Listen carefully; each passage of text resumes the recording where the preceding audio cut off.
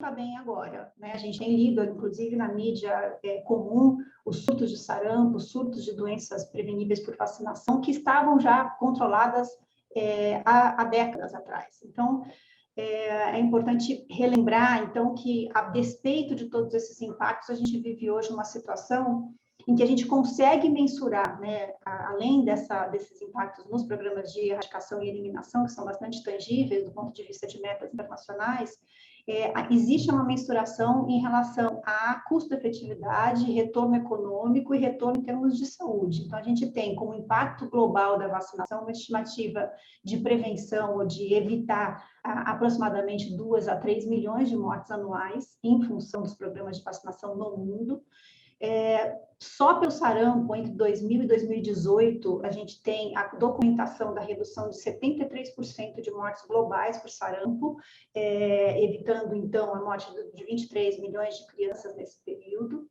O tétano neonatal, que era uma doença que causava 750 mil mortes de neonatos anualmente na década de 80, hoje em dia é considerado eliminado como problema de saúde pública globalmente em quase todos os países, exceto 12 dos países do mundo. E as várias erradicações das doenças que eu já comentei. Existe uma estimativa em termos de custo-benefício e custo-efetividade que para cada $1 gasto com imunização durante a década das vacinas, que foi essa última década, em 2011 e 2020, foi estimado um retorno médio ao longo da vida de cada criança de $26, resultando tanto de gastos evitados com saúde ou perda de renda em função de doença. Então, o que a gente percebe? Embora a imunização seja essa intervenção de saúde pública de muito sucesso, a cobertura atingiu um patamar que se estagnou na última década. A gente consegue ver aqui, eu não sei se vocês veem meu cursor, mas aqui à direita, principalmente nos últimos, a partir de 2000, essa figura mostra as 4 últimas décadas, né? A gente tem um alavancamento dessas coberturas entre a década de 80 e 90, vai subindo progressivamente entre 90 e 2000, a gente observa a introdução de novas vacinas a partir de 2000, e a gente observa um platô em torno de 85, 88, dependendo das vacinas, entre 2010 e 2019. Então, essa estagnação, ela, na verdade, está nos desviando do caminho de metas globais assumidas e definidas, que resultariam em que, até 2030, todas as crianças recebessem ou estivessem inteiramente vacinadas, conforme acordado no Plano de Ação Global de Vacinas, estabelecido em 2011 e consentido e acordado entre todos os países. A gente vê aqui que, para a cobertura de primeira dose de sarampo, aqui no círculo vermelho, e para a terceira dose de tríplice bacteriana, difteria, tétano e coqueluche, que são marcadores de cobertura vacinal e de acesso das crianças às vacinas, a gente tem uma estagnação em torno de 85% de cobertura nesse período. Então, a gente vê também, passando para o próximo slide, que essas coberturas vacinais também variam significativamente por região. Então, aqui nesse gráfico, a gente tem a cobertura de DPT-3 em percentuais por região, também ao longo dessas últimas 4 décadas. E a gente percebe que, embora a gente tenha, principalmente aqui em rosa, com os países da África Central e a África Ocidental, progredindo bastante do ponto de vista de alcançar coberturas maiores, a gente ainda tem uma estagnação.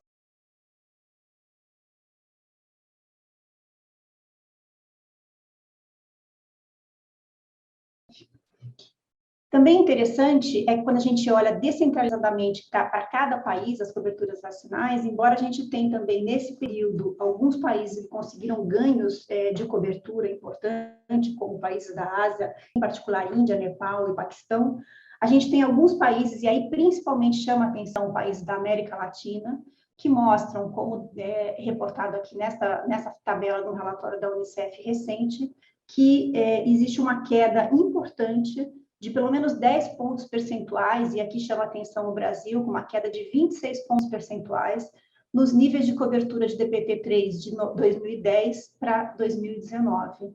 Além do Brasil, Bolívia, Haiti, Venezuela e outros já não mostrados nessa tabela, mas incluindo Bahamas, México e Honduras, todos eles com redução de coberturas em pelo menos 10 pontos percentuais. Além disso, a gente tem hoje um marcador muito importante que a gente denomina crianças com 0 doses. Então, nessa última década, a gente tem pouco progresso na redução dessas crianças que receberam nenhuma dose de vacina. E existe uma estimativa que em 2019, aproximadamente 14 milhões de crianças eram crianças que tinham 0 doses de vacinas, enquanto 6 milhões de crianças globalmente tinham alguma, mas não todas as vacinas necessárias para a proteção contra doenças imunopreveníveis. Chama a atenção aqui nessa tabela também os 10 maiores países com o maior número absoluto de crianças com 0 doses, então, sem a primeira dose de DPT-1, que é o marcador de 0 doses. E aqui chama atenção o Brasil, entre esses 10 países, e o México, entre esses 10 países, 2 grandes países da América Latina, respectivamente com 540 e 350 mil crianças estimadas com 0 doses.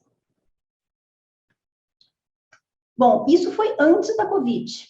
Agora a gente tem um impacto adicional esperado pela pandemia da Covid nas coberturas vacinais. Então, a gente já tinha, vai ter, em função desses 2 anos de pandemia, sistemas de saúde estrangulados, atividades de imunização interrompidas, exacerbando essas desigualdades que já existiam e ameaçando reverter décadas de progresso na vacinação.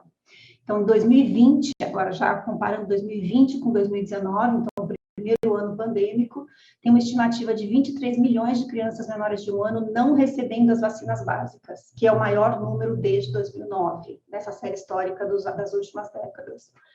A gente já vê surtos de doenças imunopreveníveis em diversos países e ressalta aqui a importância do monitoramento de coberturas vacinais em nível subnacional para identificar essas lacunas, fazer um planejamento, priorizar e customizar estratégias de ação urgentemente necessárias, que eu entendo que a Carla vai apresentar em detalhes algumas propostas.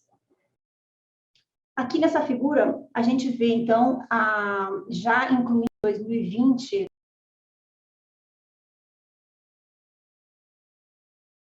então, estagnada e uma redução ainda maior entre 2019 e 2020 em relação a DPT-3, globalmente, reduzindo de 86% a 83%. A gente vê também uma estimativa de 17 milhões de crianças sem vacinas de sarampo, difteria e tétano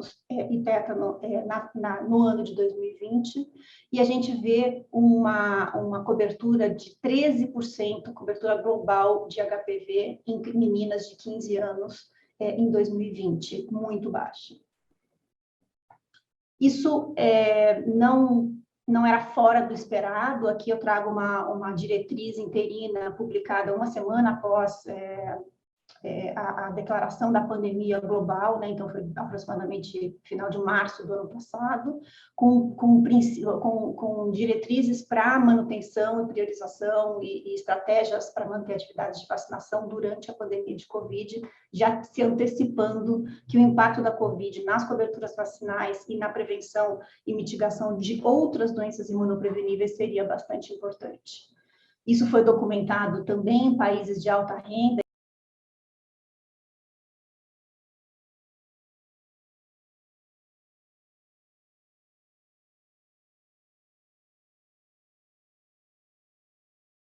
de 4 meses em azul escuro e maior entre 24 meses e 18 anos em azul claro, a partir do início da pandemia, com uma queda importante na solicitação e distribuição de doses para qualquer doença, exceto.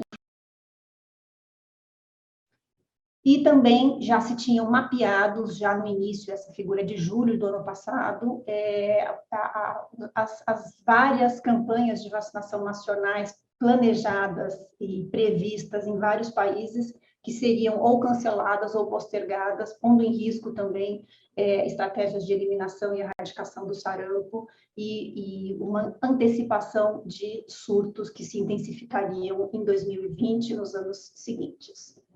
Isso, de fato, então, foi corroborado por medidas e indicadores concretos. Essa figura a gente vê a variação das coberturas vacinais com segundas doses de sarampo, rubéola e cachumba, MMR, a tríplice viral, na região das Américas por países, comparando 2020 com 2019. e a gente vê aqui que, exceto pouquíssimos países aqui, a grande maioria dos países tem uma redução percentual importante dessa cobertura. Chama atenção aqui o Brasil com uma redução de em torno de 20%. E isso já se vê e já se observa, então, do ponto de vista de quantificação de casos de sarampo notificados globalmente, agora em julho de 2021, que chama atenção também a situação do Brasil com inúmeros surtos e eventos confirmados no país. Bom, também é importante a questão da inequidade no acesso a vacinas Covid. Essa figura foi atualizada hoje. Nessa figura, a gente vê uma inequidade muito importante no acesso global de vacinas. Cada círculo representa um país, sendo que o diâmetro do círculo é proporcional à sua população. E aqui a gente tem países em azul de baixa renda, em amarelo e roxo de média, baixa e média alta renda, e em rosa ou azul vermelho, países de renda alta. E a gente vê, então, que no eixo Y, o percentual de indivíduos vacinados com pelo menos uma dose, enquanto ela é bastante alta em países de renda média alta e alta, ela ainda é muito baixa, com inúmeros países com uma cobertura de uma dose de Covid ainda muito, muito baixa. Chama atenção que o Brasil está neste patamar. Então, a gente vê uma infinidade de países com populações bastante significativas, com coberturas muito baixas. Isso é um grande problema do ponto de vista de inequidade de vacinação de Covid, mas também de desempenho de programas de vacinação e inequidade em geral de programas de vacinação para outras doenças imunopreveníveis. Então, para finalizar, qual que seria o caminho e como avançar de maneira concreta? Então, obviamente, a gente está já antecipando e antevendo estratégias para o pós-pandemia, e ao nos recuperarmos da pandemia, a gente tem que ter como objetivo não só, obviamente, o avanço da cobertura contra a Covid, mas também a recuperação e restabelecimento das atividades de vacinação para todas as outras vacinas e resgate dessas coberturas vacinais, também rompendo com essa longa estagnação da última década. Então, a gente não tem só o trabalho de restituir o pré-Covid, mas a gente tem que tentar romper com essa estagnação que eu apresentei no início, que é bastante importante. E reforçando a atenção primária, focando em áreas estratégicas de ação, algumas sugestões aqui, eu não vou entrar em detalhes que, com certeza, meus colegas vão abordar com mais propriedade, com mais profundidade. E, para esse fim, acho que é importante mencionar a Agenda Global de Imunizações, a Immunization Agenda 2030, que é uma estratégia global com a intenção de não deixar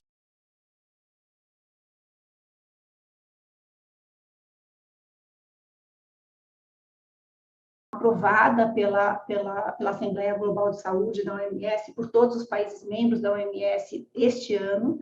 Ela baseia-se em lições aprendidas, experiências do passado, reconhecimento dos problemas e das lacunas e das falhas, e reconhece a importância dos novos desafios e da continuidade dessas diversas atividades para atender a esses desafios e resgatar essas coberturas vacinais. Em 7 prioridades estratégicas e 4 princípios fundamentais, e basicamente tem impactos e metas de impactos bastante estabelecidos e quantificáveis, que interagem de maneira bastante importante. Desculpa pelos slides em inglês, mas esses são do plano da Agenda de Imunizações Global. Então, interagem de maneira bastante importante com as metas de desenvolvimento sustentável. Do ponto de vista de cronograma, do globo, existem ações previstas no nível global, no nível regional e no nível nacional. Então, lembrando o primeiro slide que eu apresentei da importância e dessa estruturação articulada globalmente que os programas de imunização têm, e têm já historicamente, que é também uma das coisas que fortalece o programa. Então, existem ações previstas em cada um desses níveis. Do ponto de vista global, como eu mencionei, foi aprovado pela Assembleia Global, existem parcerias inúmeras sendo estabelecidas e sendo fomentadas, tanto do ponto de vista de financiamento, quanto do ponto de vista de mobilização e articulação em nível regional e local, e isso tem que, então, se descentralizar de maneira concreta para se traduzir em planos nacionais estratégicos para se cumprir com essas metas. Eu termino por aqui. Agradeço e estou disponível para um debate, perguntas e respostas ao final dessa sessão. Obrigada. Bom, ao final da sessão nós teremos o tempo para debates. A segunda apresentação de hoje será feita pela Carla Domingues. Carla é uma sanitarista e epidemiologista que fez a sua carreira no Ministério da Saúde, e entre 2011 e 2019, ela ocupou a posição de coordenadora do Programa Nacional de Imunizações. A Carla vai falar sobre os novos e persistentes desafios para a implementação das ações e de programas nacionais de imunização. Carla, por favor. Boa tarde a todos. Inicialmente, queria agradecer à comissão organizadora do Congresso por esse convite e essa honrosa participação nessa mesa, estar ao lado de grandes mestres e amigos e poder estar buscando contribuir um pouco nessa discussão tão importante nesse momento que nós estamos vivendo agora. Eu vou estar compartilhando a minha apresentação. Compartilhou? Ainda não, Carla. Tenta de novo. De novo.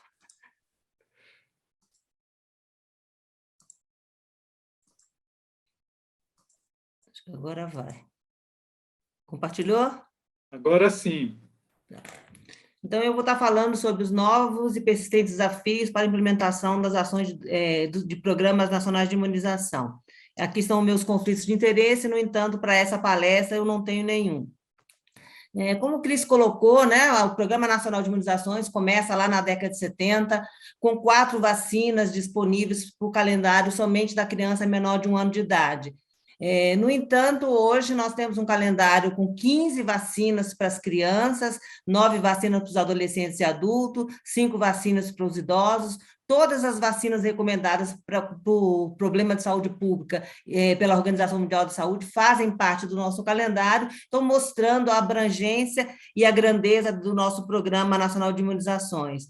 Nós ainda temos a política, né, da vacinação no Centro de Imunobiológicos Especiais, onde se garante não só esse calendário nacional, mas a equidade no sentido de olhar individualmente aqueles grupos mais vulneráveis e que precisam ter uma atenção maior. O Programa Nacional de Imunizações adquire 300 milhões de doses entre vacinas e soros todos os anos, com um orçamento em torno de 4,7 bilhões de reais por ano, e aqui nós não estamos falando ainda das vacinas de Covid, né? E como é que estão nossas coberturas vacinais, né? Na década de 80, né, nós tínhamos umas coberturas vacinais em torno de 50% a 70%, né, e onde a gente não conseguia avançar na meta de controle e eliminação ou erradicação das doenças. Foi quando, na década de 90, se tem todo um fortalecimento das ações de imunização, e quando conseguimos alcançar elevadas coberturas vacinais para todas as vacinas que foram incluídas no Programa Nacional de Imunizações.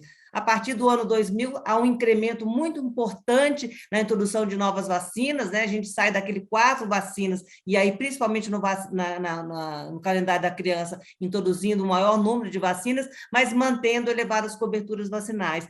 No entanto, a partir de 2016, junto também com o fenômeno mundial, a gente começa a acompanhar no Brasil uma queda drástica nas coberturas vacinais de todas as vacinas do calendário da criança.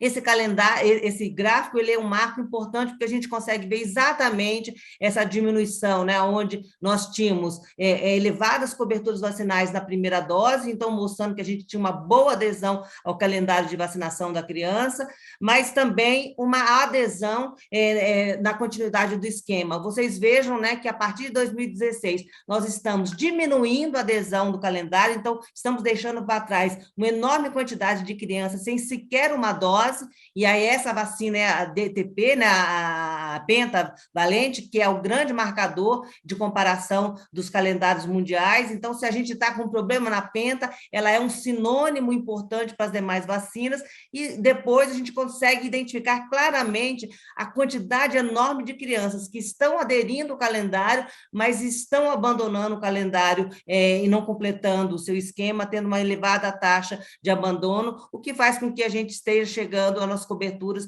em torno de 70% para todas as vacinas já em 2019 e 2020. Esse gráfico a gente consegue ver claramente, né, um país que tinha uma homogeneidade muito grande nas coberturas vacinais, quase todas as vacinas eram acima de 60%, então homogeneidade é quando a gente tem que ter todas as vacinas atingindo coberturas pelos municípios, e a gente agora identifica uma homogeneidade de cobertura em torno de 20%. Isso significa que apenas 2.000 municípios dos 5.570 municípios estão conseguindo atingir as coberturas vacinais preconizadas, o que nós estamos deixando uma quantidade enorme de crianças suscetíveis, né, e com risco de recrudescimento das doenças imunopreveníveis no nosso país. O nosso calendário tem problemas também, não só para criança, esse é o exemplo da DDPA, vacinação de gestantes, né, as gestantes são acompanhadas no pré-natal, e nós não estamos conseguindo captar essas gestantes, mantendo uma cobertura abaixo de 50%, em 2020, né, a gente entra num patamar muito drástico, no mesmo patamar da introdução da vacina, então mostrando que a gente não está conseguindo captar gestantes e manter as coberturas vacinais nessa população. A população adolescente, da mesma forma, né, nós teríamos que ter uma meta para a eliminação do câncer do colo do útero de 90% de cobertura, estamos tendo uma diminuição drástica por idade, né, quanto mais idade, menor a idade, menos a gente está conseguindo vacinar as meninas para câncer do colo do útero, né, com a vacina HPV, para diminuição e atingimento dessa meta, né, e tendo uma média de cobertura em torno de 50% para a segunda dose de HPV. A vacina hepatite B também é um marco para a população adulta, desde 2014 ela é uma vacina universal, e a gente olha, né, que apesar de desde 2014 já estar disponível para toda a população, conseguimos avançar muito pouco em buscar essa vacinação da população adulta, né, e no sentido de realmente também buscar a meta de eliminação da hepatite B, uma meta que já está preconizada, mas dificilmente, se a gente não avançar nessa vacinação, a gente vai conseguir impactar nessa vacinação na população adulta. Quais são os problemas que a gente tem na diminuição das quedas de coberturas vacinais? Eu não vou entrar nesse detalhe, mas só para a gente pensar que a gente tem que, quando vai enfrentar esse problema, nós temos que ter questões filosóficas, que é que desde o desconhecimento da gravidade da doença, portanto, a população acha que não precisa ser mais vacinada, né? O Ministério da Saúde, cada vez mais, junto com as secretarias estaduais e municipais, diminuindo as campanhas de vacinação. Com isso, amplia-se o espaço para as fake news, para os grupos antivacinas, e com isso, né, começa a se colocar em dúvida o benefício das vacinas em detrimento ao risco, com medo dos eventos adversos. E junto a isso, a questão toda operacional do Programa Nacional de Imunizações, de despreparo dos profissionais de saúde, falta de vacina, horário de funcionamento de salas de vacina, a própria alimentação do sistema, que junto, né, a questão filosófica com a operacional, culmina nessa diminuição das coberturas vacinais. E quais são os desafios que a gente pode pensar para enfrentar essas questões? A gente não pode deixar de olhar a questão da gestão do Programa Nacional de Imunizações, né? Desde 2017, nós estamos vivendo desabastecimentos importantes na distribuição e fornecimento das vacinas. Então, é preciso que o Ministério da Saúde, né, amplie, junto com os laboratórios produtores nacionais, mas também buscando no mercado internacional, essa capacidade de produção de vacinas. Nós temos que pensar que, se a gente quer diminuir perda de vacina, a gente tem que buscar cada vez mais trabalhar com vacinas monodoses, e para trabalhar com vacinas monodoses, a gente vai ter que readequar a rede de frio, para que a gente possa ter ampliação dessa distribuição, né? Quando a gente está falando lá de 300 milhões de doses adquiridas todos os anos, a maioria são em frascos multidoses, então, para que a gente possa ter essa ampliação e diminuir taxa de desperdício e ampliação do acesso à vacina, a gente tem que buscar novo tipo de enfrascagem, né, e garantindo estoques estratégicos fundamentais. nós temos que olhar como as nossas salas de vacinas estão funcionando, né? Aquele gráfico onde a gente mostra a adesão, né, e a taxa de abandono, fica muito claro, a gente não está conseguindo captar essa população e, principalmente, fazer com que ela volte ao serviço de saúde para completar o esquema vacinal. Nós perdemos a nossa habilidade, né, de fazer buscativas e trazer a população para ser vacinada e manter o calendário em dia. Quer dizer, para isso, a gente tem que olhar hoje como os sistemas estão funcionando, né, o serviço de saúde. Horários limitados, muitas vezes filas enormes, senhas, né, e o desabastecimento de vacina, a mãe chega e ela acaba tendo que retornar, né, a insuficiência de recursos humanos para dar conta desse calendário complexo, né, um calendário para onde cada vez mais a gente precisa garantir a concomitância de vacinação, né, uma criança para ser vacinada neste calendário, né, nós precisamos que tenha 9 visitas, né, num período de 0 a 15 meses, então a gente não pode fazer com que esse calendário complexo, a gente comece a aplicar 2 vacinas e a criança chora, a mãe fica insegura, você manda a mãe retornar, outro dia a mãe acaba não retornando. Então, essa complexidade desse calendário ele é fundamental, porque a gente vai diminuir o número de visitas, a abstenção do trabalho da mãe, né, porque a cada vez que ela tem que voltar é menos um dia de trabalho, e principalmente o desperdício de vacinas, né, quando a gente está falando do frasco multidose. Se a gente não aplica aquela dose naquele dia, aquele frasco vai ser dispensado e nós vamos perder aquela dose, possivelmente quando a criança vai voltar, vai ter um desabastecimento das salas de dose naquele momento, né? Esse gráfico que ele é importante para que a gente possa olhar, né? Como eu disse, a gente está vivendo um desabastecimento importante das vacinas nos últimos 3 anos, mas quando a gente olha, vacinas que são aplicadas concomitantemente, tem percentuais muito diferentes, inclusive para vacinas que não tiveram desabastecimento, né? Tivemos desabastecimento da BCG e da Penta, não tivemos da polio e da hepatite B. E são vacinas que têm em torno até de 10% a menos de cobertura vacinal. Então, possivelmente, o desabastecimento ele está impactando, mas possivelmente nós estamos deixando de fazer com que os profissionais de saúde entendam a importância dessa concomitância da vacinação. A capacitação ela é fundamental, né, para a gente diminuir desperdício, para que a gente possa ampliar essa adesão, mas principalmente para que a gente evite os erros de administração, o que faz também que muitas vezes essa população acabe abandonando a vacinação, né, por conta dos eventos adversos ocorridos em função dos erros de administração de vacinas. Nós, a vida inteira, fazíamos, né, o acompanhamento mensal das coberturas vacinais para identificar aonde a gente não estava conseguindo vacinar. Isso se perdeu ao longo do tempo, né? Então, a gente precisa voltar, que o serviço de saúde continue monitorando e fazendo essa avaliação mensal para que a gente possa atingir elevadas coberturas vacinais.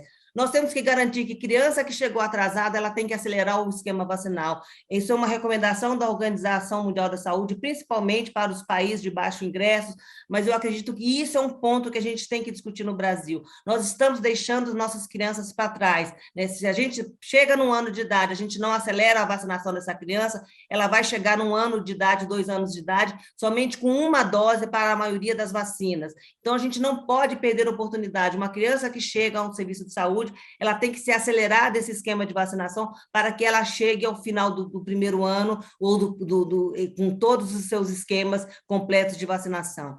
O sistema nominal, acho que esse é o grande desafio do Programa Nacional de Imunizações, né? Nós estamos vendo a importância desse sistema para a Covid, começamos a trabalhar isso no PNI em 2012, mas ainda num processo lento, onde 70% das salas de vacinas estão informatizadas, mas ainda temos 30% das salas que não utilizam, o que dificulta essa busca ativa, né, de buscar os faltosos. Um esquema complexo como o nosso, dificilmente a gente vai conseguir fazer isso manualmente. Então, para que a gente possa fazer essa busca de faltosos, a gente precisa ter um sistema nominal que garanta a identificação dessa pessoa e essa busca, né? Nós temos que pensar que esse horário de funcionamento das salas de vacina, de 8 às 11 e de 2 às 4, dificilmente a gente vai conseguir atingir a população, né? A mãe hoje é arrimo de família, ela está trabalhando, é outro contexto, né? E ela ainda é a responsável por levar os filhos ao serviço de vacinação, então a gente tem que pensar em outra nova organização para funcionar, e a gente está vendo a Covid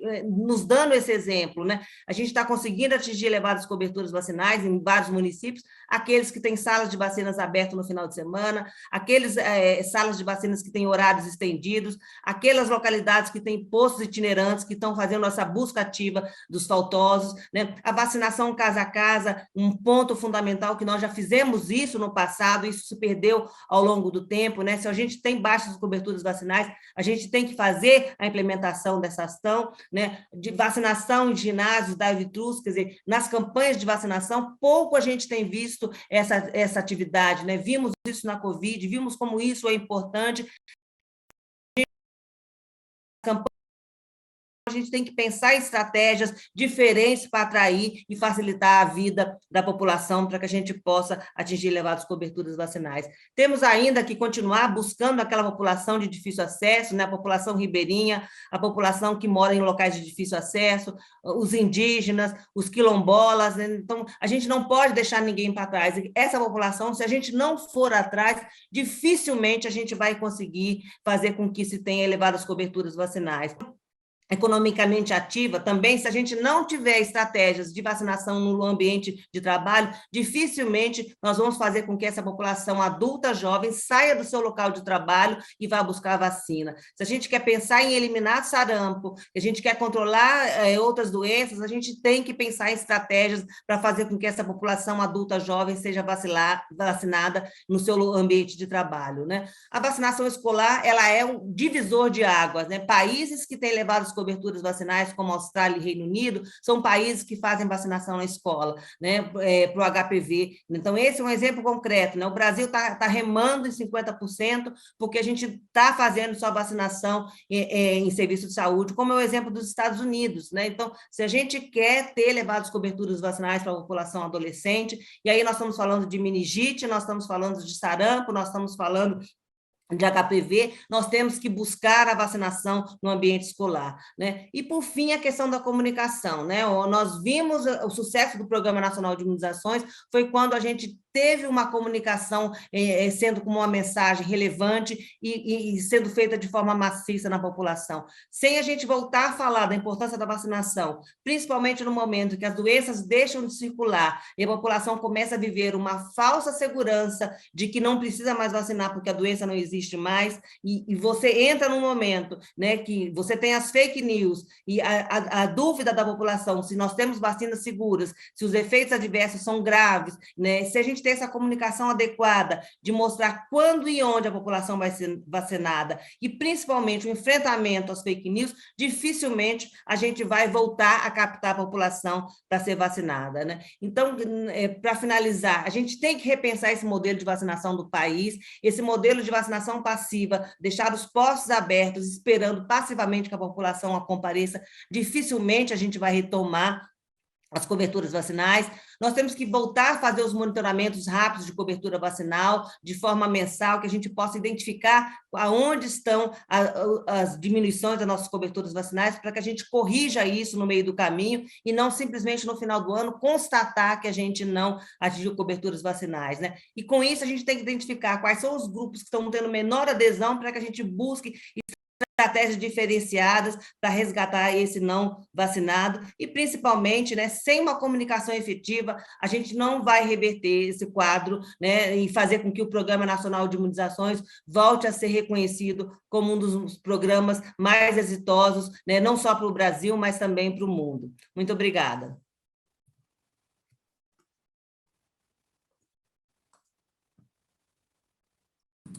Continuando, nós vamos ter a terceira apresentação desta mesa com o professor Cássio de Moraes. O Cássio é professor da Faculdade de Ciências Médicas da Santa Casa de São Paulo, do Departamento de Saúde Coletiva. Também tem uma longa trajetória de pesquisador e gestor do programa de imunizações e da área da vigilância epidemiológica. E o Cássio vai nos trazer a apresentação de experiências e resultados preliminares do inquérito de cobertura vacinal em nascidos vivos nos anos de 2017 e 2018 no Brasil. Então, a gente viu a Carla trabalhando com os que nós chamamos os dados administrativos, aqueles que vêm do sistema de informação do PNI, e agora a gente vai ver uma espécie de uma contraprova, né? Ou seja, como de fato está essa cobertura indo buscar o dado junto às pessoas, junto às mães das crianças. Então, Cássio, por favor. Muito obrigado pelo convite do Congresso. Sempre é uma experiência grata participar do Congresso de Epidemiologia, eu faço desde o primeiro, e encontrar também vários amigos aqui na apresentação. E, do ponto de vista, tentar compartilhar a minha tela, tá? E vamos ver aqui.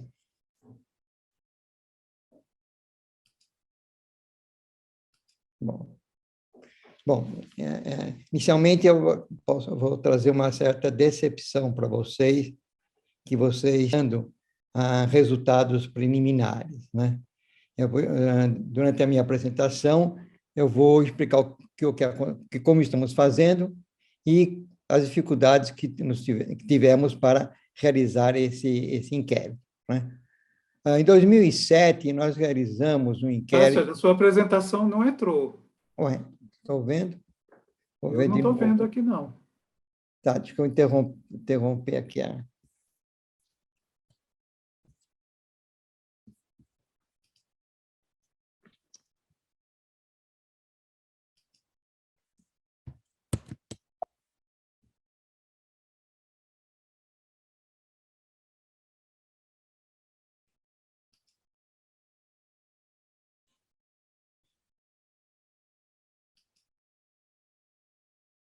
Estão vendo agora? Agora sim, pode colocar no módulo apresentação. Tá.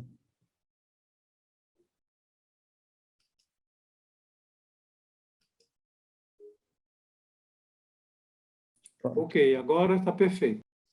Então, tá. Depois de 2 anos, ainda a gente apanha ainda um pouco na apresentação. Bom, então, em 2007, nós fizemos um inquérito de cobertura vacinal em todas as capitais do país e comparamos também os resultados dos dados administrativos com o do inquérito. Essa publicação está disponível nesse site, né, em que vocês podem ter acesso aos dados do Brasil para cada uma das capitais. Nós agora fomos convidados de participar do inquérito de cobertura vacinal agora para a população nascida em 2017 e 2018, que, como foi colocado, existe uma queda da cobertura vacinal e precisamos buscar quais são as possíveis causas dessa queda de cobertura para a adoção de estratégias mais adequadas.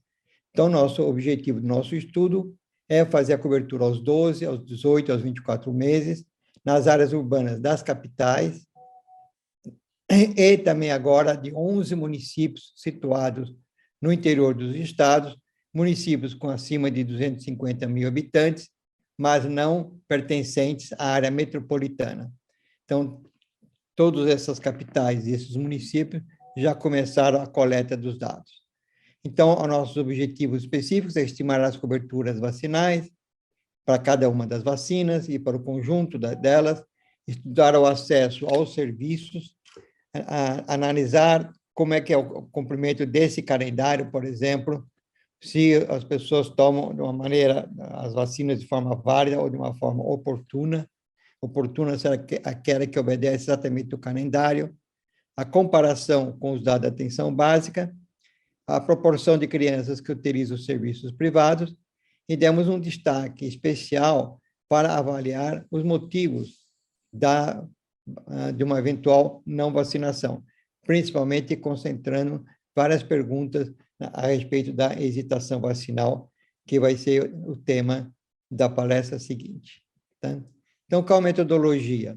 Nós estabelecemos uma premissa de 70% de cobertura vacinal, um intervalo de confiança de mais ou menos 3, um nível de confiança de 95%, um efeito de desenho, porque a amostra por conglomerado de 1,3, e esse efeito de desenho de 1,3 se baseia, né, em outros estudos que realizamos, dada que geralmente a cobertura vacinal é mais homogênea do que outros fenômenos que são estudados nessa população por conglomerados.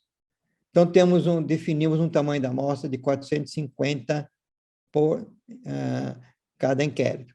E aí, como as populações são diferentes, nós arbitrariamente definimos o número de inquéritos a ser realizado em cada município. E dividimos esse inquérito, os inquéritos, em 4 estratos ecológicos, que vamos mostrar a seguir. Então, aqui nós temos todos os locais onde está sendo feito o estudo, como falei, são todas as capitais e mais alguns municípios do interior do país, para comparar os resultados das capitais com os do município e verificar se existe uma diferença de acesso a esses locais de vacinação. Então, isso dá um total de amostra de mais de 35, quase 40 mil amostras. Então, como é que nós fizemos? Primeiro, tivemos que fazer a classificação dos setores censitários. Como não temos um censo realizado um ano atrás, tivemos que usar o censo de 2010, na qual a gente obtinha, para cada setor censitário, a renda nominal do chefe da família, o percentual de chefes da família com 20 de salários mínimos mensais e a percentual de chefes de família alfabetizados. E dividimos o extrato em cada inquérito em 4 extratos, A, B, C e D. Então, nós temos extratos de diferentes tamanhos. Para as capitais, onde nós vamos fazer 1.800 crianças, nós vamos ter 450 crianças em cada extrato, e na capital, que nós temos 450 crianças, nós vamos fazer 113 crianças em cada extrato. Os objetivos desse processo amostral procuram garantir a representatividade, abranger todas as diferentes classes sociais e ter um poder estatístico importante. Esse é um exemplo de alguns dados dos pontos de corte para algumas das capitais. Nós vemos que elas se diferenciam bastante, né? Por exemplo, em Brasília, alto seria aquele que tem uma renda mensal acima de 10 mil, isso em Belém é acima de 5.900. Então, para cada capital, nós temos pontos de cortes diferentes. Bom, no inquérito de 2007, nós percorrimos os conglomerados sorteados, batendo de casa em casa para saber se existia criança nascida em 2005. Hoje, com a queda da fecundidade e com a dificuldade da gente acessar os domicílios, nós pretendíamos fazer, e fizemos em parte, o georreferenciamento dos nascidos vivos, de 2007 e 2018, com finalidade de identificação do setor censitário. Com isso, a gente formou conglomerados. Cada conglomerado tinha 50 ou mais recém-nascidos em 2017 e 2018. Bom, então a gente estabeleceu o número de conglomerados proporcional ao tamanho do inquérito. Naqueles que são 4 inquéritos de 450, nós escolhemos 17 conglomerados em cada extrato, e para os inquéritos de 450, nós escolhemos 4 conglomerados em cada extrato. E obtivemos a listagem dos renascidos vivos em cada conglomerado, de acordo com o setor censitário sorteado. Então, foi feita uma planilha de trabalho de campo e uma licitação da empresa para o trabalho de campo, que é a Science, que é uma empresa localizada no Rio de Janeiro, que já faz nos trabalhos de pesquisa para a Fiocruz e para outras instituições na área da saúde. Certo? Bom, o processo era, a partir dessa localização do endereço desses recém-nascidos, nós buscávamos fazer a entrevista com os responsáveis pela criança, tiramos a fotografia das cadernetas de vacinação, porque hoje, dado o volume de vacinas e as diferentes formas de anotação, é difícil treinar uma pessoa para ler uma caderneta de vacinação no campo. Nós estamos também buscando as cadernetas de vacinação não encontradas no sistema de informações do PNI, tendo a digitação, a conferência e agora uma atribuição de pesos, levando em conta que é uma amostragem por conglomerado. O questionário ele abrange vários blocos. Nós temos, então, o bloco mais importante, é o entrevistado e o responsável pela criança, as características da criança, a mãe da criança, a característica do domicílio. Com a característica do domicílio, baseado na posse de bens, nós vamos classificar as famílias em nível de consumo, em 4 níveis de consumo, e comparar esses resultados do nível de consumo de cada família com os resultados do agrupamento ecológico nos setores censitários.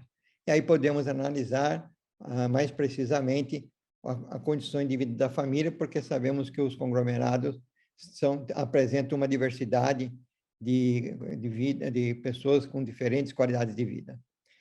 E um bloco importante é o bloco da vacinação e da estação vacinal.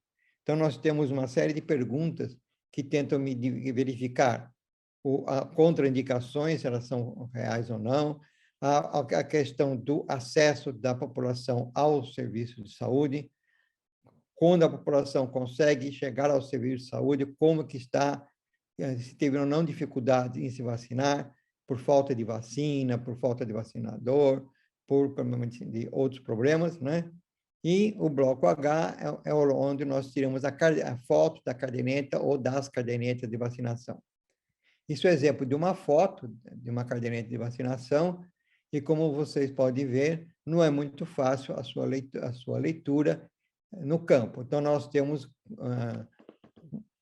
foram contratados digitadores para cada uma das capitais, com o pessoal com experiência na leitura de cadernetas de vacinação. E tivemos depois uma supervisão dessa digitação de 20% e de problemas que foram encontrados pelos digitadores. Então, nós tínhamos o digitador e o supervisor da digitação. Tá? Bom, o que nós encontramos no primeiro bloco, que era formado pelas 20 capitais, que estão colocadas do lado esquerdo, nós fizemos quase 158 mil visitas. No previstas 23.400, mas nós tivemos que fazer 157 mil visitas, porque o endereço que está disponível no cadastro do SINASC é bastante deficiente, tanto por endereços não encontrados, como por mudança da população, e a modificação das características do bairro, com expulsão ou invasão de população. Então, nós fizemos, até o momento, dessas 20 capitais, 94% do previsto. E já estamos já digitamos as datas de vacinas e estamos acabando de fazer uma conferência dessas datas digitadas. Então, aqui nós temos, né, para mostrar a complexidade do trabalho atual, a média de visitas realizadas para cada entrevista feita. Então, por exemplo, Belém, nós tivemos que visitar 18 domicílios para conseguir fazer uma entrevista. Curitiba e Florianópolis, quase 20 visitas para encontrarmos uma criança. Então, isso gera tempo, gera uma demora, e ainda fazer uma pesquisa no meio de uma pandemia de Covid é muito mais complicado. Então, aqui nós temos aqui os resultados, né?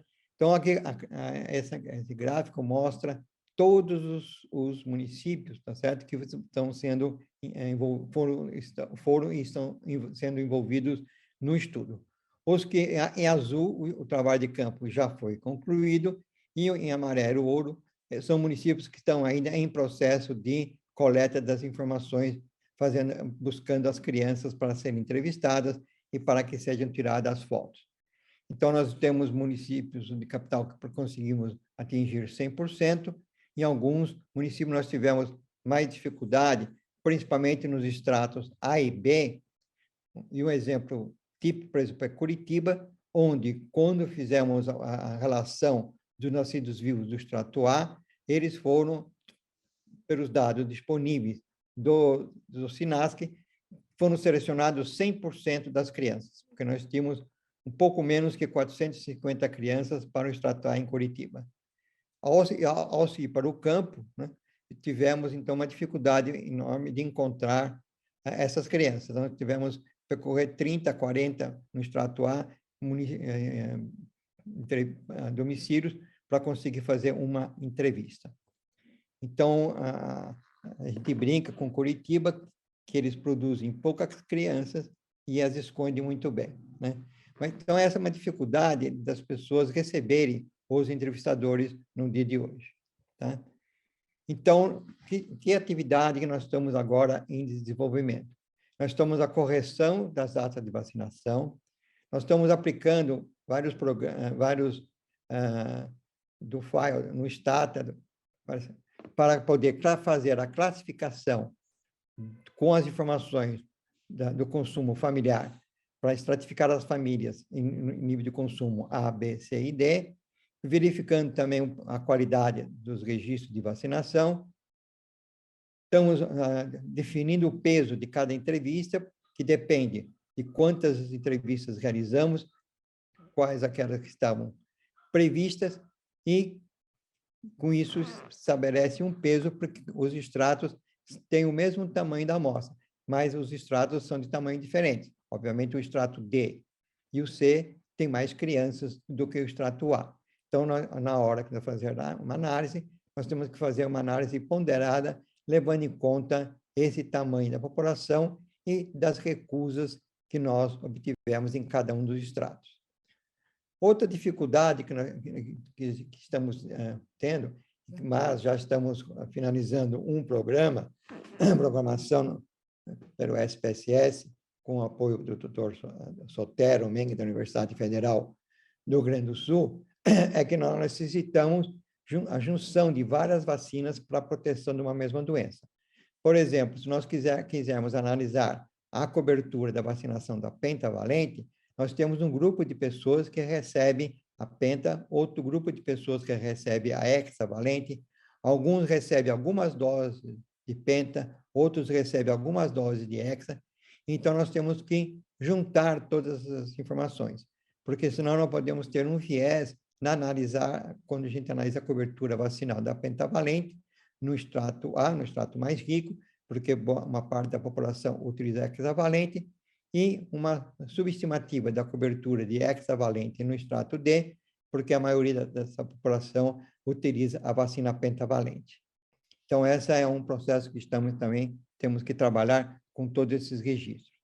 Depois, nós vamos fazer a classificação das vacinas aplicadas em válidas, são aquelas que cumprem o início e o intervalo adequado, recomendado pelo Programa Nacional de Imunização, e a oportuna, aquelas que obedecem estritamente o calendário de vacinação proposto, e aí podemos identificar atrasos e verificar oportunidades perdidas de vacinação, que são fatores que nós sabemos que influenciam o resultado da cobertura vacinal. Era o nosso desejo já ter apresentado esse relatório para o PNI e estar divulgando esses resultados no Congresso. Foi o que nós fizemos em 2007, que nós tivemos uma divulgação nos congressos de epidemiologia. Mas, infelizmente, a gente vai explicar um pouco mais no próximo slide, por que nós não estamos ainda conseguindo fazer esse sonho, essa apresentação com os resultados. Nós temos aqui várias dificuldades. Nós começamos o estudo em 2020.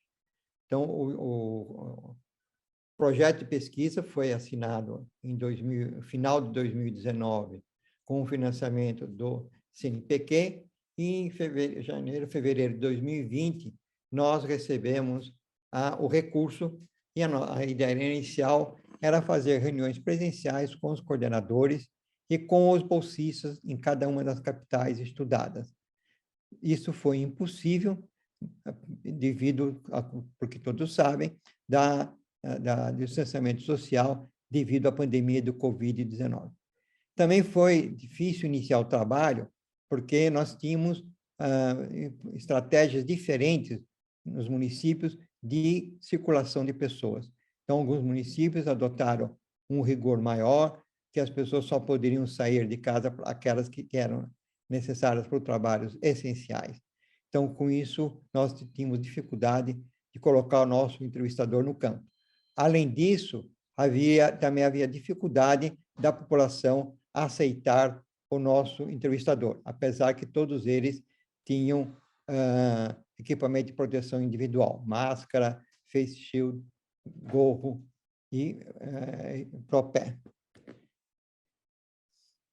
Depois que nós iniciamos o estudo, houve vários momentos onde houve necessidade de interromper o trabalho. Então, nós vimos várias interrupções em 2020, várias outras interrupções, principalmente no primeiro semestre de 2021, e que a gente tinha a aguardar, então, a volta, uma redução, melhor dizendo, do distanciamento para continuar a pesquisa. Então, nós tivemos tudo isso uma consequência do aumento da recusa por medo da visita do entrevistador e pela segurança e agravada pela pandemia de Covid-19.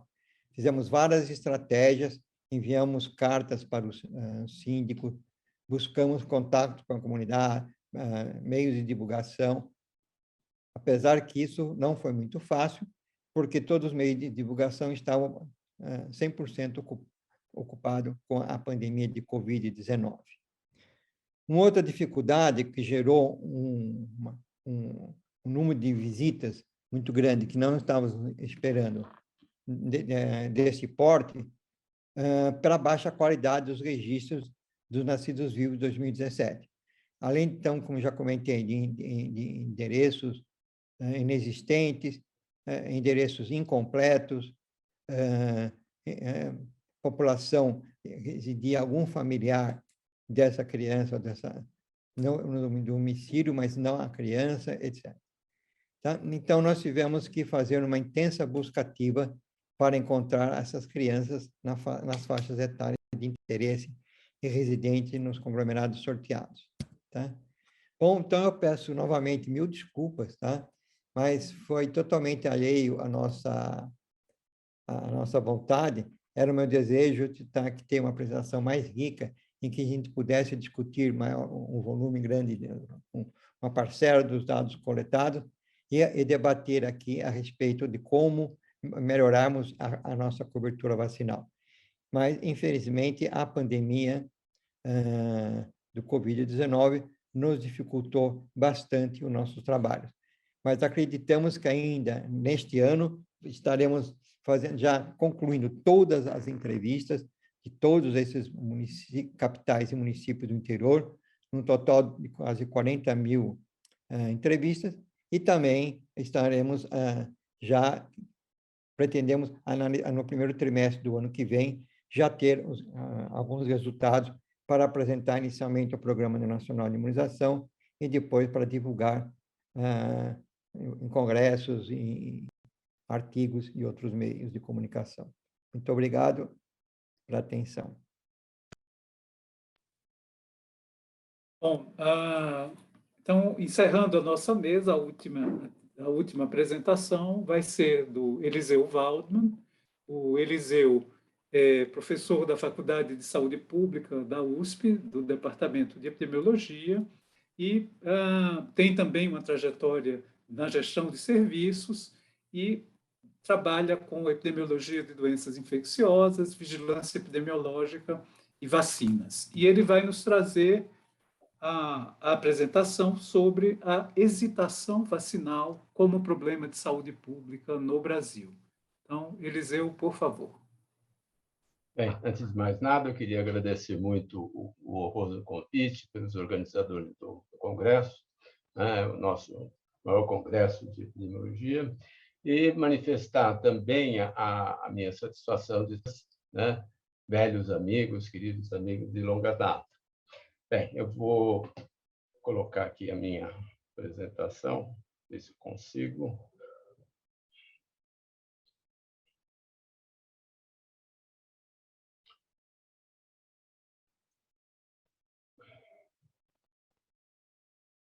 Entrou o expedito? Entrou sim, está perfeito. Então, eu vou falar sobre hesitação vacinal como problema de saúde pública no Brasil. Na verdade, vou tentar fazer uma contextualização desse problema dentro de alguma coisa maior, que é a queda das coberturas vacinais, né, nos últimos 5 ou 7 anos. Né? Então,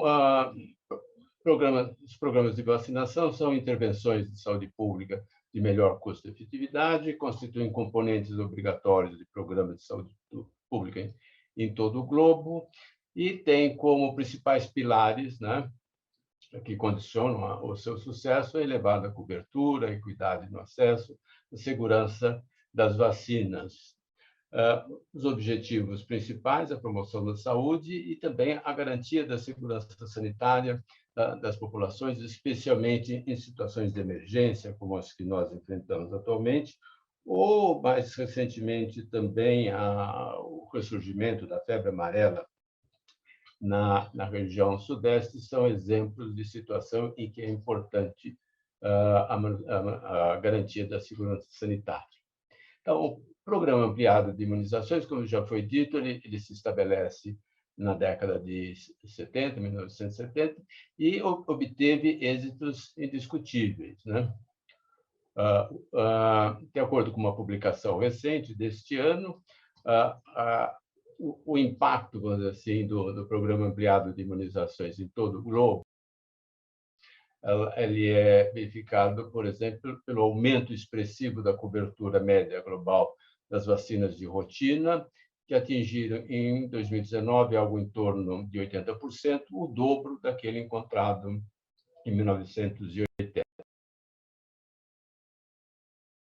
Não vacinados, ou seja, sem nenhuma dose, declina em cerca de 75%. 11 países conseguiram atingir a meta de ao menos 90% de cobertura para todas as vacinas. No entanto, como já foi salientado, na última década, a cobertura média global se estabiliza e 94 países, entre eles o Brasil, como foi salientado já, apresentam uma queda, né? Tomando da cobertura 3 como indicador.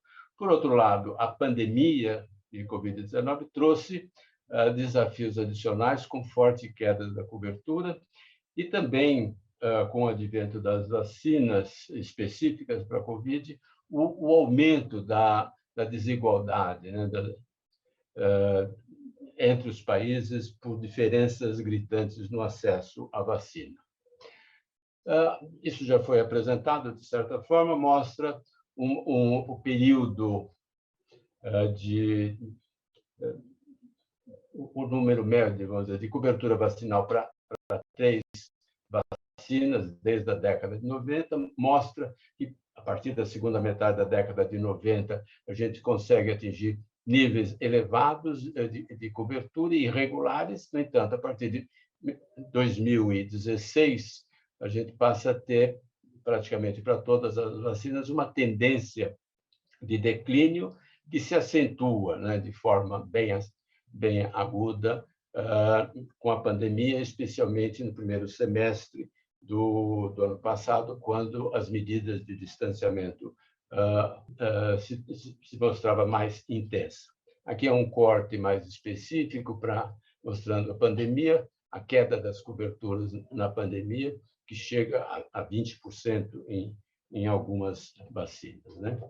Então, a expressiva queda da cobertura vacinal no Brasil, a partir de 2016, surpreende em face da trajetória exitosa do PNI, como já foi colocado, e sempre contou com a adesão elevada da população à vacinação. A determinação da queda da vacinação, da queda da cobertura, é complexa, podendo ser influenciado por inúmeros fatores, muitos deles já citados, né? Um que me parece importante, especificamente para o caso brasileiro, é a profunda crise política e econômica, com forte polarização ideológica e a ampla utilização em redes sociais como instrumento de desinformação e de desestímulo, entre outras coisas, à adesão à vacinação. Isso se agrava particularmente com a pandemia e pode induzir, né, a hesitação vacinal e também pode fortalecer também tendências de grupos anti-vacina. Assistimos também uma fragilização do SUS durante esse período, com impacto em vários indicadores, não só na cobertura vacinal. Houve diminuição de recursos humanos, de treinamento, com a fragilização das salas de aula, como a Carla mostrou em detalhes. Houve também a diminuição importante na comunicação social, que praticamente desaparece nos últimos 2 ou 3 anos. A implantação de um novo sistema de informação para o registro eletrônico de vacinação pode ser um dos motivos também que contribuíram para a queda. A rápida ampliação do número de tipos de vacinas incluídos no calendário, apesar de que nas pesquisas da qual participei ou outras que eu tomei conhecimento, nunca se mostrou um fator, vamos dizer, que influencia a adesão à vacinação, ele deve ser acompanhado com cuidado. O impacto da pandemia e das medidas de distanciamento social e o receio de visitar serviços de saúde, em virtude do risco potencial de transmissão, foi outro fator determinante, principalmente no primeiro semestre do ano passado, de queda rápida da cobertura, né? A fragilização do PNI durante a pandemia foi uma coisa impressionante. Praticamente, a gente não ouve mais falar do PNI, ele perde a sua função, né? Ele deixa de manter a sua função de coordenação do programa. A intensificação do uso, né, das mídias sociais para promover a desinformação, especialmente com foco especial em vacinas, principalmente durante a pandemia, com diferentes argumentos, pelo menos no ano passado, parece ter influenciado vamos dizer, expectativa de aceitação da vacina naquela época, em torno de agosto, setembro, segundo semestre do ano passado.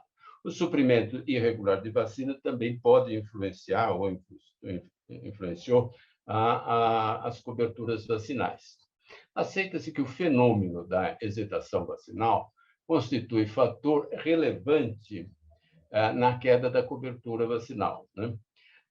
Em termos conceituais, a gente pode dizer que a hesitação vacinal é o atraso em aceitar ou a recusa de vacinas recomendadas quando elas estão disponíveis no serviço de saúde. É um fenômeno que varia no tempo, né? Ao longo do tempo, segundo o contexto e segundo tipos de vacina. Sua determinação é complexa, né? Sendo influenciada por fatores econômicos, sociais e culturais. Os indivíduos que hesitam na aceitação da vacina não são homogêneos no seu comportamento, né? Alguns, por exemplo, aceitam ou rejeitam apenas determinadas vacinas, outros atrasam propositalmente a vacinação, não aderindo ao esquema recomendado. A hesitação é influenciada, como já salientei, por muitos fatores, e a Organização Mundial de Saúde ela salienta 3 como principais. A confiança, que é a confiança sobre a eficácia e a segurança das vacinas, o sistema de saúde que as fornece e as motivações dos gestores em recomendá-las, né? A complacência é outro fator e resulta da baixa percepção do risco de contrair a doença. A vacinação não seria considerada necessária.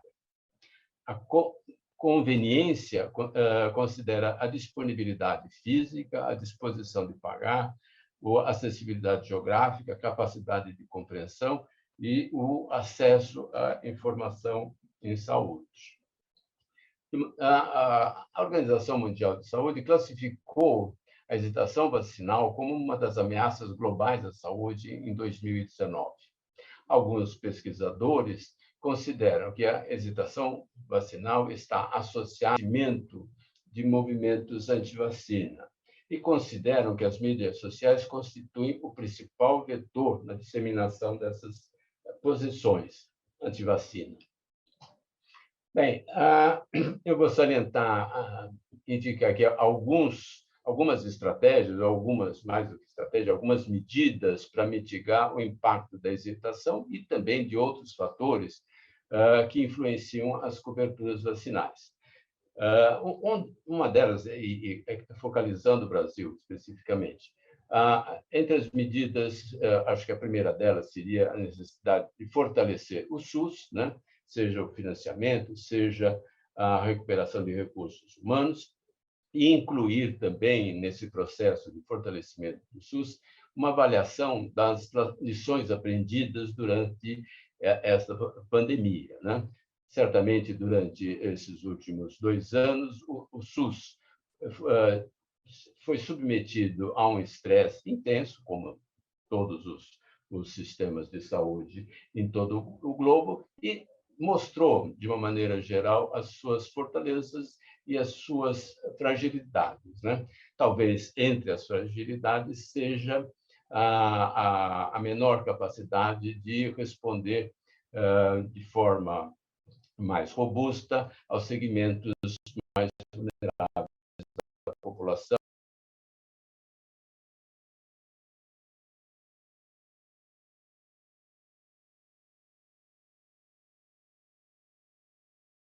De maneira a reassumir o seu papel de coordenação mediante a reorganização, o revigoramento de programas de treinamento e programas de comunicação social que ficaram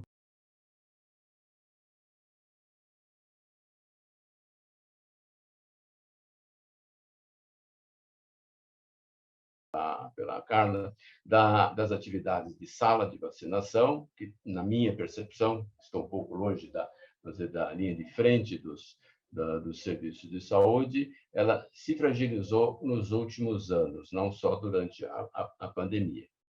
Fortalecer a interlocução do SUS, em especial do PNI, com a área privada, para obter maior adesão desta ao cumprimento dos esquemas, ou do esquema. Eu tenho a impressão que esse foi um fator importante na indução da hesitação na classe média alta em relação à adesão vacinal desde o início deste século. Quer dizer, esses levantamentos feitos pelo Cássio, por colegas, têm mostrado, acho que desde 2007 ou no levantamento anterior, que os segmentos mais ricos da população e os extremamente pobres eram aqueles que tinham menores coberturas vacinais. Então, acho que isso me parece uma medida importante. Dar prioridade à conclusão da implantação do sistema eletrônico do registro nominal de vacinação, aprimorar continuamente a vigilância de eventos adversos pós-vacina, tornando-a mais sensível e ampliando assim interlocução com a sociedade, uma vez que, na minha forma de entender, ele é um instrumento importante para aumentar a confiança da população no programa de imunização e, por decorrência, aumentar as coberturas vacinais.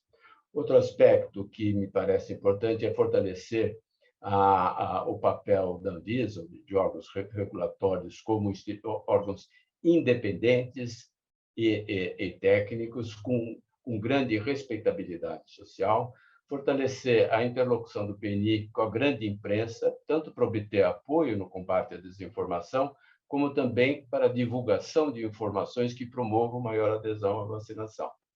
Fortalecer os institutos de pesquisa envolvidos na produção, especialmente os envolvidos na produção de imunobiológicos, com a finalidade de diminuir a nossa dependência, especialmente em situações de emergência de saúde pública, e, portanto, aumentar a garantia da segurança sanitária. Promover pesquisas sobre os determinantes da queda da cobertura vacinal, especialmente a relevância em nosso meio da hesitação, que, de certa forma, não, que seguramente será um dos objetivos do projeto que o Cássio está coordenando. Como comentários finais, né, dando uma olhada nesse gráfico, a gente vê um aumento rápido da cobertura vacinal brasileira, a partir do momento, apesar de ter começado com um grande atraso, a partir do momento que dispusemos, né, que o SUS, que as unidades básicas do SUS passaram a dispor sem grandes restrições desse mundo biológico. O desempenho do SUS na campanha de vacinação para a Covid, a meu ver, merece uma análise cuidadosa, pois ele pode trazer, vamos dizer, muitos ensinamentos para o período pós-pandemia, né? Deve apontar, por exemplo, a relevância de possuir um sistema de saúde de acesso universal, com grande capilaridade e gratuito, assim como apontar a resiliência do SUS em situações adversas, como tem enfrentado. A importância de um órgão regulatório independente e respeitado pela sociedade, o papel destacado da grande imprensa na promoção da adesão à vacinação, de combate à desinformação e a garantia da informação quando o Ministério, aparentemente, tendia a deixar de informar diariamente. E sugere também que, pela mudança, vamos dizer assim, do comportamento da população entre aquilo que algumas pesquisas de opinião mostravam no segundo semestre do ano passado, em que, se não me falha a memória, mais de 40% da população, pelo menos que participava dos inquéritos, sugeriam que não iriam se vacinar ou que não, vamos dizer, não estavam muito, vamos dizer, com grande tendência à vacinação. Isso muda, né, a partir desse ano, talvez pela gravidade, né, e pelo aumento rápido da mortalidade, mas também por um papel importante da imprensa, dado que o próprio Ministério aparentemente não teve um papel relevante no incentivo à população à vacinação. Mas essa mudança sugere que nós tínhamos, ou temos ainda, em certa, ainda que menor, uma parcela da população com hesitação. Sugere também que não temos um movimento antivacina forte, né? Dada a aparente elevada adesão até aqui. Acho que vale a pena chamar atenção a 3 pesquisas que foram feitas para avaliação de pesquisa nas cidades de Botucatu, Serrana e na ilha de Paquetá, em que as informações disponíveis apontam uma vacinação, um aceite uma adesão da população acima de 90%, né? Acho que isso é importante. Portanto, precisamos acompanhar com atenção a evolução da cobertura vacinal, que atualmente ela é boa, considerando o atraso do início. No entanto, é necessário identificar rapidamente grupos de menor adesão ou menos alcançáveis pelos serviços de saúde. Um indicador importante é a velocidade do aumento do número de vacinados com a primeira dose. Se vocês pegarem dados de um mês atrás e dados dessa semana, vocês vão ver que a cobertura vacinal, se eu não estou enganado, chega a aumentar a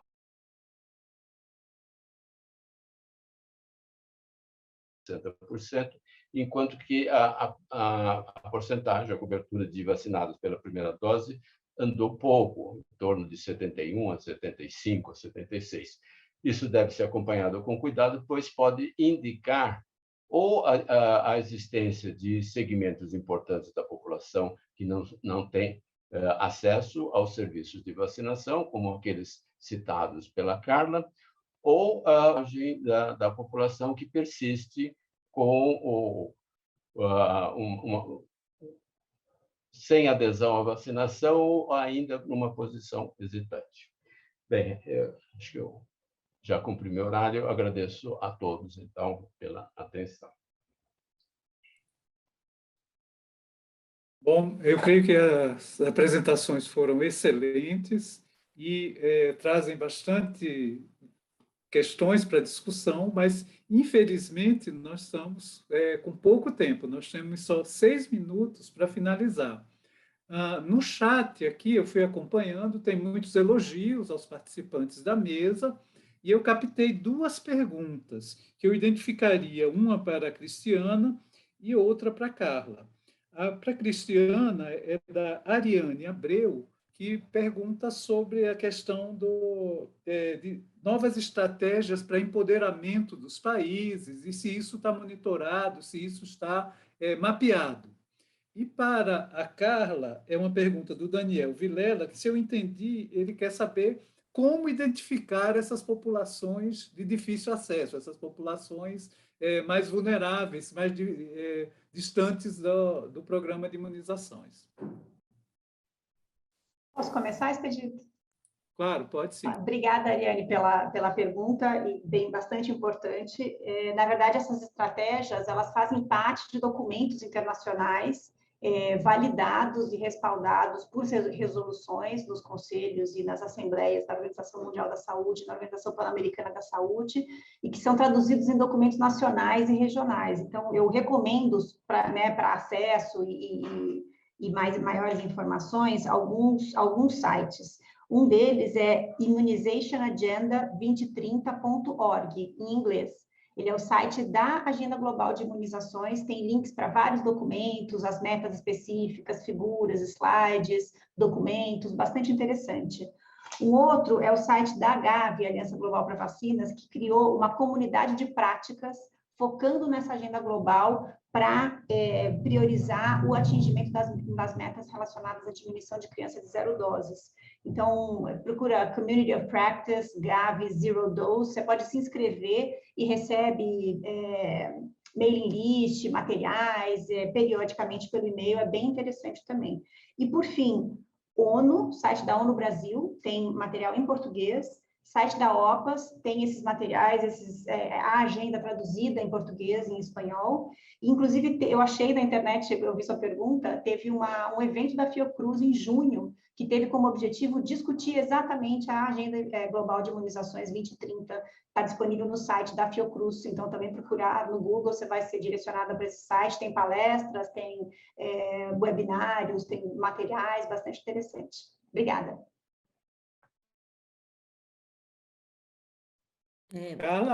Ok. Eu acho que nós temos duas questões em relação a essa pergunta. Em relação à população de difícil acesso, eu acho que tanto municípios quanto o próprio programa de imunizações têm essa população mapeada. O que a gente vê é a dificuldade de implementações de ações pela dificuldade de financiamento e estruturação do Programa Nacional de Imunizações. Tanto é que nós vimos agora, quando se tem recurso e tem estrutura, essas populações foram sendo buscadas para ser vacinadas pela Covid. Só que o que está acontecendo? Com o passar dos anos, essas populações estão sendo deixadas para trás. Então, não está tendo mais investimento e estrutura para ir buscar, fazer essa busca ativa, que isso foi feito muitos anos no Programa Nacional de Imunizações e que, ao longo do tempo, isso foi se perdendo por essa falta de investimento que o Eliseu colocou bem claro. Então, eu acho que a gente precisa resgatar a questão do PNI ter recursos financeiros para fazer essas ações extramuros, porque elas não são baratas e elas precisam ter uma regularidade para que a gente possa buscar essa população. Em relação à população dos grandes centros, o PNI também tinha uma metodologia chamada monitoramento de cobertura vacinal, monitoramento rápido de cobertura vacinal, onde você pode fazer esse inquérito de cobertura que o professor Cássio apresentou de uma maneira muito mais simples, né, e que localmente você pode desenvolver essas ações, e aí você pode identificar quais são os grupos que não estão comparecendo nas cidades para serem vacinados. Então, estratégia nós temos, metodologias nós temos, o que a gente precisa nesse momento é que o poder público volte a colocar o Programa Nacional de Imunizações como uma política de Estado com investimento e estrutura para que a gente possa desenvolver as ações de imunização. Caso contrário, nós vamos continuar deixando muita gente para trás. Bom, temos 1 minuto. Eliseu, Cássio, querem falar algumas palavras finais? Eu acho que a única palavra que a gente precisa ter comunicação, né? Nós estamos fazendo agora uma campanha de multivacinação em São Paulo, que começou em outubro, prorrogada até final de novembro, e acho que muito pouco, alguns profissionais não sabem, e a divulgação foi muito pequena ou nula, e com isso toda essa estratégia não contribui para o aumento da cobertura vacinal. Então, acho que esse é o ponto vital, ter como uma comunicação social adequada, como a Carla já comentou na sua exposição. Bem, pouca coisa a acrescentar, mas só dizer que eu acho que, não só especificamente para questões relativas à cobertura vacinal, mas nós devemos nos empenhar numa avaliação detalhada das lições aprendidas durante essa pandemia para fazer propostas para os desafios que enfrentaremos nos próximos anos, né? Basicamente é isso.